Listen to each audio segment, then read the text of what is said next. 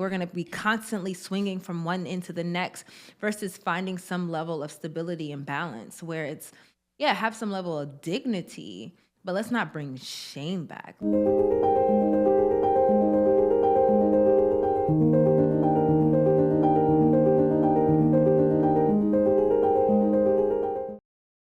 Hey y'all, welcome back to another episode of The Clinician's Table. I'm your co-host, Gerina today. And I'm Tabitha Azor. Last time we spoke about safety and all that jazz, and I think I also mentioned something about feeling ashamed when Tabitha asked me, have I ever felt unsafe with the client? And so Tabitha was like, you know what, I think it would be really good to talk about shame, right? We've been talking about safety and what causes us not to be safe and being whole and finding freedom in that.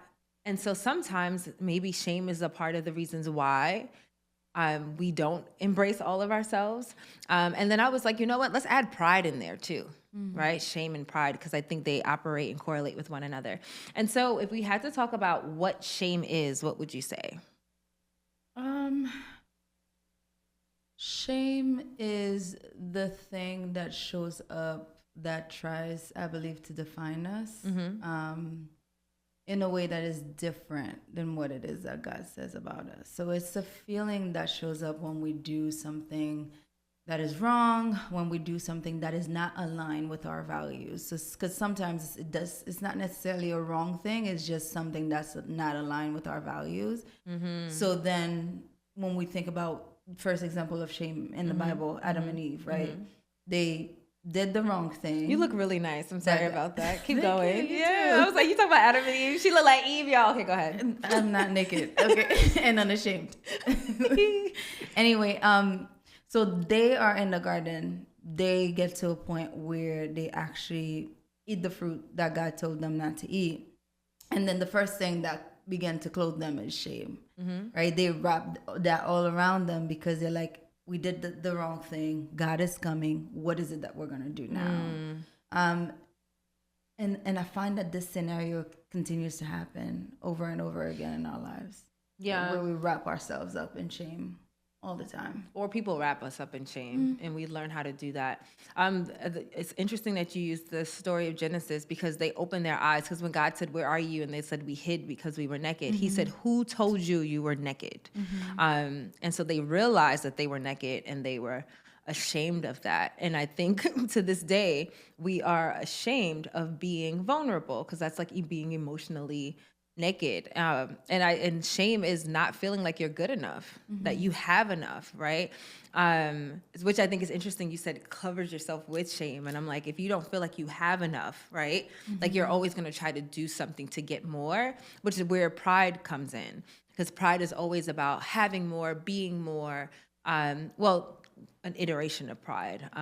And so maybe that's how they play off of one another. I have shame because I feel like I'm not good enough. But then there's a pride of I need to have more, I need to do more. And that goes back to that doing and performance. Yes, something that was supposed to be natural. And I think this is so fascinating because it's also an emotional process that we don't realize it is. We see them, they recognize that they are physically naked. But the thing that was happening as well is that there was like an emotional openness that was not able to be there anymore. And shame is happens on the emotional level as well. So that in certain moments when we when our eyes are open, maybe we see a version of ourselves or something about us that does not align with the set values that we have for ourselves or that other people or God has for us, then we can tend to hide, right? We're going to hide behind the fig leaves of life, whatever that looks like, so that we can be able to show up better than we actually are, as opposed to, because they were supposed to be naked and unashamed. Yeah. They were supposed to show up before God. And, you know, this whole time, Adam's been going on walks with God while he was naked. Physically, Stark. emotionally, in all the ways, and he had no issues with that. But all of a sudden, because there was a mistake that was made, because he did not follow what God told him to do, then something that was supposed to be good and natural and normal became a problem that he needed to pretty much solve. Like sex, but that's for another episode. We can wait for season 2 for that one. I know, season 2. But yeah, so then we have, so shame is you're not good enough. And I wonder if Eve suffered with shame first or pride, because she was able to be tempted by the serpent because it's something that she wanted. You can't be tempted by something you don't want. And so her being tempted to know good and evil and to eat it means that there's something more that she wanted. So I wonder if she actually suffered from pride, or she suffered from shame, or both, because she was like, I was created second. The Lord didn't talk to me directly. I don't know. But anyway, so yeah, so shame, thinking of I'm not good enough, think of pride, this iteration of pride being like, I need more than. And then we look at healing, as Tabitha was saying, as in to return us back to our baseline, where we can be vulnerable, naked, and unashamed, and fully ourselves. And so, oh, well, nope. But if we could talk about how shame forms. Bless you. I don't know what happened. Ooh. Keep that in there. So let's think about how shame forms. Because sometimes shame can come from ourselves, but I don't think because we weren't born with shame, it has to come from somewhere. So let's talk about shame in like family messages, spiritual fear, cultural expectations, like the different ways shame can show up that way. Yeah, a child is born naked. But how does shame form? So they come in not holding on to anything, but we start receiving messages from a very young age about how we're supposed to be, and how we're supposed, what's permissible, what's not permissible, what's allowed, what's not allowed. And so when we fall short, we automatically punish ourselves first by allowing shame, but subconsciously, right, to come in and wrap itself around us. Then because we already feel bad, then that can help us to kind of like move in a different direction. But I think it's what you said, like the family messages, society, cultural things, that causes us to feel shameful about the things that we do. But I know that God doesn't approach us in this way. No, and the things that we don't do. I'm thinking of families, specifically immigrant families, families who migrated here. I like that terminology better. And this feeling of you always have to do more, right? And in that messaging of you always have to do more, straight A's, doctor, lawyer, engineer, all the things. I think with that, then shame can form when you don't meet those expectations. And so I'm thinking of like clients who these expectations are set high, right? I'm supposed to be this, I'm supposed to do this, I'm supposed to do that. Not, God didn't say any of it, but this is family expectations. You don't meet those expectations, now you feel shameful, right? Because now you don't feel like you measure up and that you're good enough, which then can cause anxiety, depression, or it can push you to performing. Right. But pushing you to performance past your capacity, where now you're a functional depressive, or you're taking some type of something to keep going, you know what I mean? And that can be very scary and sad as well. And I want to talk about spiritual fear. There's a joke with it, people said on IG, bring shame back. It's in like the Christian sector of IG, and I never find that funny when people say bring shame back. Why are we bringing shame back? Shame causes people to perform, so we want performance-based folks. And they're like, well, people don't have any propriety. People are just showing off themselves. People don't care. They're just telling all their business. And I'm like, well, I think there was a pendulum swing.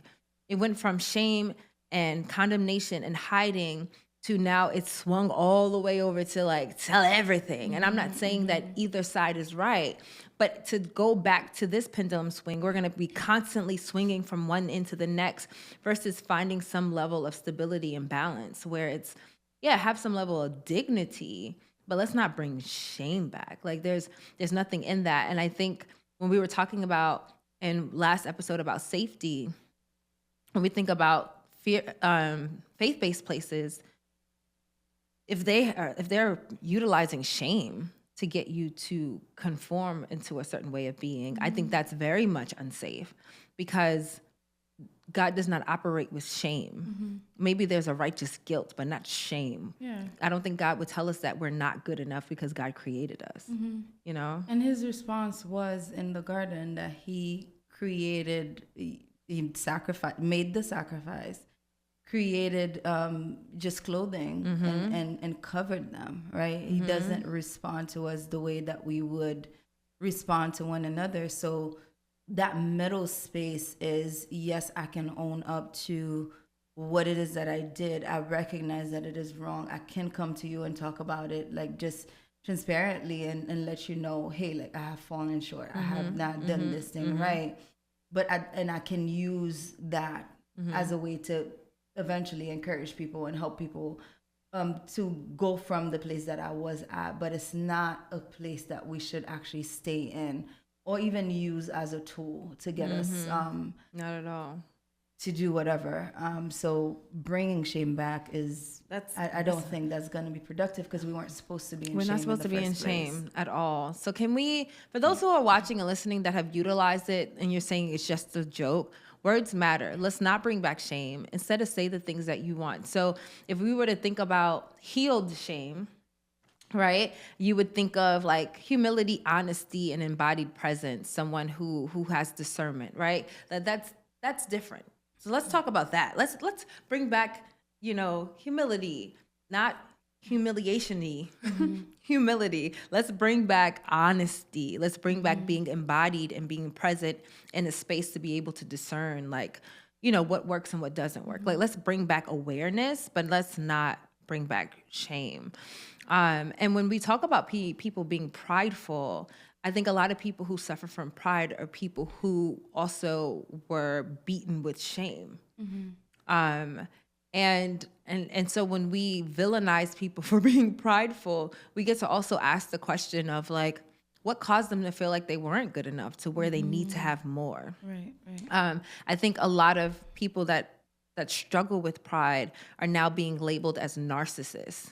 And so if someone's being labeled as narcissistic, which most of you, I would say grossly 80% of you are using that terminology absolutely wrong. Please stop diagnosing people to have narcissistic personality disorder. If you are not a clinician, if you're not using the DSM 5, 6, 7, I don't even know what iteration they're up to right now. If you have not been trained to actually deal with and have compassion for disorders, let's not call everything narcissistic because it hurts your feelings or it bothered you. That annoys the crap out of me. Because if someone has a narcissistic personality disorder, they have a disorder. So that's that.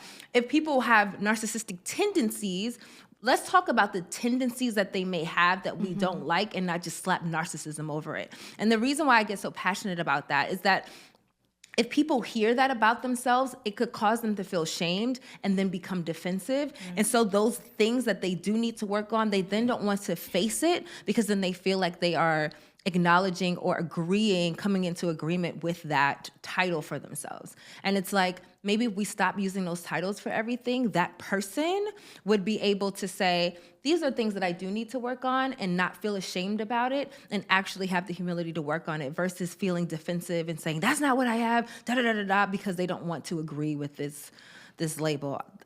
That bothers me so much. Yeah, and what it does too, it attaches an identity to people where you can do something and that's not who you are. Like God always speaks to your identity, to who you are, to who He sees you as opposed to those things that you may do. And yes, some people, they should rightly be diagnosed with narcissistic personality disorder. But it's not for everyone. No. And it's definitely overused. It's overused. Stop it. Okay. And so when we think about healing and going through those processes of healing from shame or healing from pride, what I have here is, I already said shame becomes humility, honesty, embodied presence, awareness. But then when you heal or restore like holy pride, it looks like dignity, worth, and belovedness. But that worth piece is what ties shame and pride together, where they always like have this dance, this very unhealthy dance. But there's something beautiful about worth. When you have worth, a sense of value, especially in like, this is how God created me and this is where I am right now, and you can face that, it grounds you in such a particular way where you can still have issues and still be learning and growing and skip and mistake and flip and fall and get back up and not have to operate from shame and isolating yourself or being prideful and feeling like you have to perform, right? I don't feel like I have to perform at church now because I need to do a penance for something that I did. Instead, I could just go to my Father. I fell. Kiss my boo-boo, please. Yeah. How can I learn from this? Right, we do that. Let me with grow. Our natural parents. Yeah. Yeah, so we get to do that with our parental and the heavenly skies, to kind of work through that. But I think shame and pride is actually what hurts a lot of people. I think that's like a good 90% of where a lot of issues I think come from. Yeah, a lot of That's my religious spaces also use shame to get people in order, to get people to do things. Growing up in the Haitian church, it's very like present there because it's like, you guys on the pulpit, you guys know you're not supposed to do this and this and this and that, or wearing pants, something as simple as wearing earrings and things like that, like those Pentecostal things. You see it show up all the time, and then you feel guilty, you feel bad, you think of yourself, you're not living right, or according to what it is that you're supposed to do. But I ask myself often now, like, does this matter to God as much? And is this the way that he would approach it? And with my own relationship with him, I remember I did something wrong once that I felt really bad about. And then automatically, like, I heard him say, like, this is not who you are, move on from this. And I could have been ruminating it, like practicing, making myself feel bad about it. But he just reminded me in the moment that this is not your identity. This is a mistake that you made, and you need to move forward from this. So at that moment, it was for me like, I'm not holding this against you. I'm not choosing to remember this thing that you did. You have permission to move from it. And I was able to do that very quickly. That's so great. Where I was able to then come back to where I wanted to be, because my desires are not far from what God wants from me. I was able to get myself there more quickly because he wasn't using the behavior to kind of like define me and say, man, you are this person now because you've done this. But he was like, nope, this is the person that you are. Yeah. This is how you've been living this whole time. And this one thing does not define you. That makes me think of behavior modification and the issues that come with that. Because in our field, behavior modification is a thing. And I'm like, and sometimes the behavior modification helps just to ease whatever, I guess, tension or level of harm that can be done for the moment. But I think sometimes people utilize it as that is the thing. And if we can just fix the behavior, everything is okay. But I feel like another behavior will manifest itself. It has even though to come from identity. Yeah. It has to come from a firm, goes back to true identity and who you know you are. Yeah. And who God's, like, whether you align or not with who God says that you are. Because I think at that moment, I knew exactly, like, all right, I've been living my life for however old I am in this way. And this, because it was like, this thing does not define me, then it was able to sink in much more quicker. But someone who, for example, doesn't have like a strong identity, don't know who they are, so in and out, like figuring it out, or are not sure of their relationship even with God, like this will look very much different for them. And you can change the behavior if the foundation is not secure. Yeah. Then it will still continue. You will find yourself in that cycle again. So, yeah. Yeah, as we wrap up, I'm interested in how can someone know that they are struggling with shame and or pride versus just feeling convicted or having like a holy guilt. How can a person discern between that? When the Holy Spirit convicts, it doesn't feel like like it's putting you down. It feels like this is wrong, and there's this deep feeling that you have, like I think it's remorse or something like that that leads to repentance, and it's just so peaceful. It guides you towards like, oh man, God, I broke your heart by doing this, right? Because it flows from relationship, or I did this thing that really grieved your heart, and I'm so sorry. Yeah. And in my case, this is what I'm gonna do to make sure that I don't do this thing again, or this is what I'm gonna do to change things around, as opposed to the voice of the enemy, or even our own voices that we've internalized from family and culture and all of that. Oh man, you're such a bad person for doing this thing, or like you should be ashamed of yourself. Look at you, like you should get it right the next time. You've been in this for so long, you should have known. You've been a Christian for so long, you should have known that this is not allowed, this is not acceptable. I was listening to Pastor once, and he said that the recipe for shame is grace and truth. So the grace comes in where God is like, I understand how this happens. It does grieve my heart, like all of these things. And then the truth is, this is who you are. This is what I believe about you. This is what you're capable of. This is what you can do.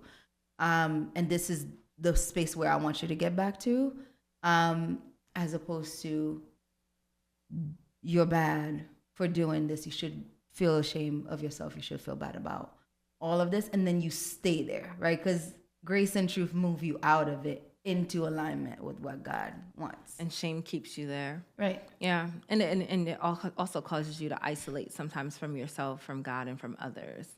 And Which that's another then in indication. the dark, it keeps growing. It keeps growing. It definitely keeps growing. So yeah, I love that grace and truth shines a light that allows for you to navigate that dark space that you're in, to then move yourself out of it with love, versus shame keeps you in the dark, where you keep bumping into things and you can't see. And then you feel alone and don't ask anyone else to come in because you're so shameful, so embarrassed of where you are. And I would say pride, I struggle with pride, and I say that a lot because I have to continue saying the thing that I know I need to work on. So when I hear it, I can catch it and not feel defensive about it. But pride has so many different iterations, and that's why you keep hearing me say, oh, this iteration of pride, because someone who's like really quiet and like docile or submissive to you can be someone who struggles with pride, that they're only doing those things because they feel like they need to do those things. They're performing in this particular way because they're ashamed of what they may say or may not say, what they know, what they may not know, right? And the pride that comes with that is like, oh, I don't know enough. Oh, I'm not this enough. It goes back to that enoughness, and they feel like they're not that enough. And so that is a level of pride. I think we talk so much about the pride that seems so loud and like boisterous, but we don't talk about the quiet type of pride. And I think anything that stops you, not anything, but something that stops you from just being who you are because you feel like you're not enough, that may be indication that you're operating from pride.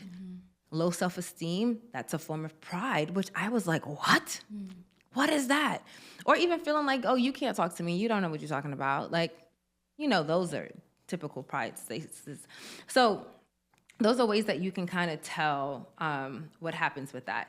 I see something here that also pride we can think that we're not being prideful because we're protecting ourselves, right?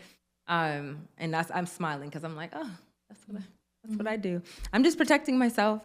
But yeah, self-protection, perfectionism, oh my gosh, it has to be perfect. Because if it's not perfect, then it's not good enough. And then if I'm not good enough, then I feel ashamed of where I am and what I'm doing. You see it's that nasty cycle. Right. But perfectionism doesn't exist. It doesn't exist. We're human. We're flawed. And then also just the idea of just being fearful of vulnerability. A lot of us fear vulnerability because we struggle with pride. Yes, safety is a thing, but pride is as well. That your level of pride won't allow for you to open up to someone. So how do leaders, clinicians, people that are helping people heal actually navigate like shame and pride, things like that, when they see them in clients?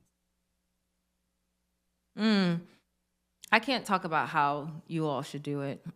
How do you? But the way have that, you seen it? yeah.